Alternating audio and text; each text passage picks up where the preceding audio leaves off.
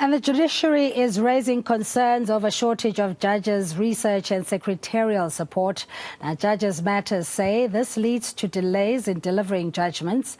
A fraud case involving Tiger Brands and Jocatus Transport has taken 3 years for a ruling to be made. We're joined now by Mbekezeli Benjamin from Judges Matter. Mbekezeli, good afternoon to you and thank you so much for joining us. Now, your organization is really about the commitment of ensuring that there is transparency in the judicial appointments process in South Africa. I just want to touch on the kind of work that you do in primarily ensuring that, one, there is confidence in the judiciary and it doesn't suffer the kind of criticism that we've seen in terms of a trust deficit. Good afternoon. Good afternoon, Cindy, and good afternoon to the viewers. Well, what Judges Matter does really is to shine a spotlight on the judiciary. We look quite carefully at how judges are appointed, how they are disciplined for misconduct, and how the judiciary as an institution operates. And that's primarily what we do. And we try and educate the public also about how the judiciary works, because the public needs to have full confidence that our judges are doing the work that the Constitution mandates them to do, but also that the system, the institution of the judiciary is able to respond to delivering justice to all people in South Africa. Yeah, but there's also a criticism that the judiciary is not necessarily impartial, that there may be judges that are compromised without mentioning any names. In your view, how far can you verify or even ventilate this particular criticism? Well, the most important line that you mentioned now is that without mentioning any names. Without mentioning any names doesn't help anyone at all. You can't just make an accusation that judges are not impartial or they are not fair or they're not doing their work according to the code of conduct or to the judicial ethics that they swore to uphold in the Constitution. So without naming relevant people, then you might as well just be making bland accusations that we can't take any forward.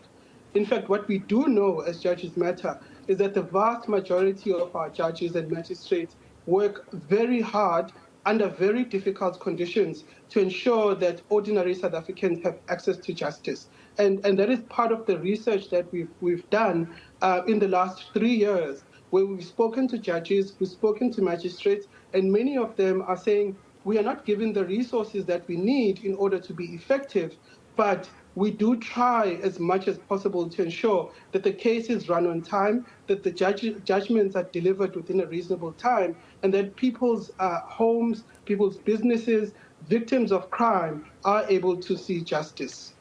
Okay, but the other concern, obviously, is the shortage thereof of just the human capital, not only of judges, researchers and secretarial support. How extensive is this problem?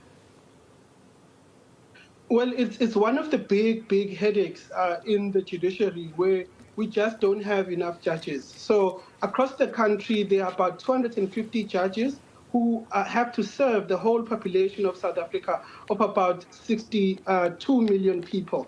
If you go to KZN, for example, there are about 30 judges in that province, but we know that in the last couple of years, the population of KZN has grown by a couple of millions. So each judge is having to carry a very heavy workload in terms of servicing the population of the province.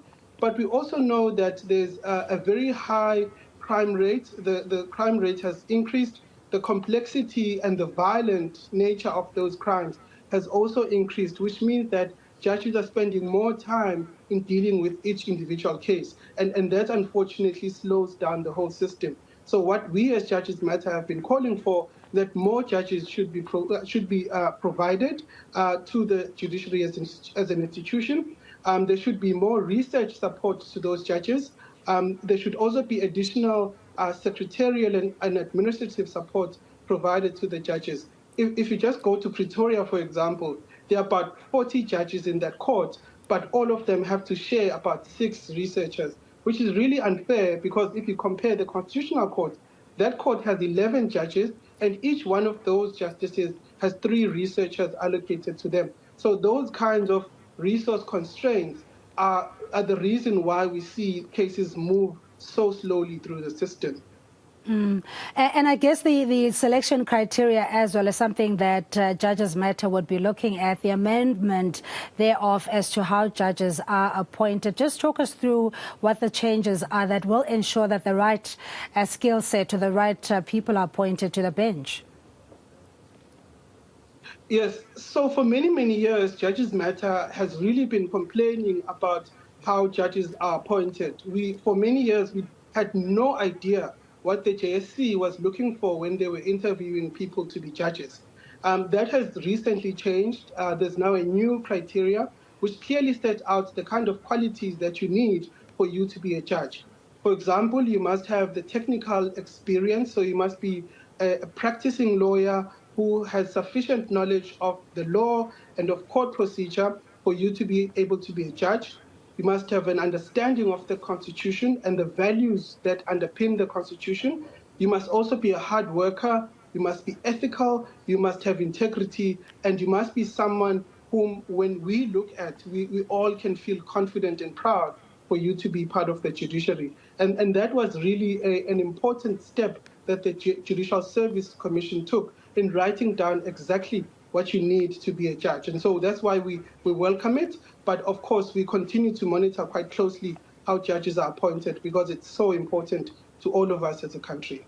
Yeah, what would you want South Africans to take away, especially if for whatever labor or rather litigation you may find yourself in, be it in the criminal courts or labor-related matters, if they feel that the system has failed them? We know that there are protracted cases and, this is also largely due to lack of resources. What would you like South Africans to take away and feel empowered that they can access the judicial system and hopefully get some fair treatment? Well, number one, what South Africans can do, if you ever meet the Minister of Justice in the street, you must tell them that we need more judges. That's number one. Number two, you must also tell the Minister and the Chief Justice that we need far more resources provided to the courts. You mentioned the Labour Court. That court for many, many years has operated on only 13 judges across the country. That means in Durban, in PE, in Cape Town, in Joburg, there's only 13 judges to service those cities. And so the first thing that needs to be done is more judges need to be allocated so that we can see more and more cases move faster through the system. It's not really fair for South Africans to wait 2-3 years for their labor case to be dealt with. So those two things are the most important things that South Africans can do. Tell the minister to get more judges, tell the minister to allocate more money to the judiciary. Okay, we'll try and get Minister and make sure that we pass on your frustration and recommendations as well. But we really appreciate your time.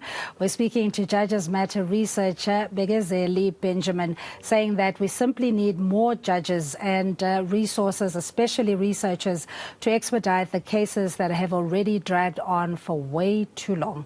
We're back after this.